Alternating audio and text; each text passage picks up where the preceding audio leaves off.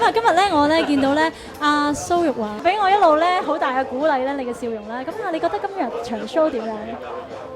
我係覺得好驚喜嘅，咁亦都係一個好新嘅 experience，因為係即係第一次帶住啲 headphone 去聽一個 concert。我今晚就係一個好高度嘅享受，真係好正。我覺得應該要俾多啲香港人知道，即係呢個 IE 呢個 platform 咧係即係一個好正嘅音樂平台咯。咁外國其實興咗好耐㗎啦，咁香港嘅朋友應該要俾佢多即係知多啲，即係讓開去，等大家多啲嚟聽佢哋支持佢。我哋其實有一位音樂人啊 Tony 啦，寫咗隻歌叫《流星飛翔》啦。本來我哋係寫俾衝上雲霄二㗎，咁啊，但係隻歌其實我哋落空咗嘅，空補。咁但係我哋咧喺呢個 IE 嘅平台就好好啊，咩歌我哋都可以玩嘅。咁我打上呢個平台上面，咁你覺得點樣啊？頭先其實我真係第一次聽呢隻歌，因為都冇發表過㗎嘛。咁我真係作為聽眾嘅一齊嚟聽，我覺得隻歌其實好正，同埋係好啱嘅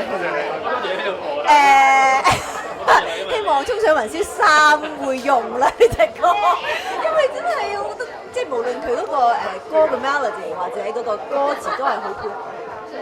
好粵語嘅一隻歌，好有意境嘅一隻歌，好有 picture 嘅一隻歌。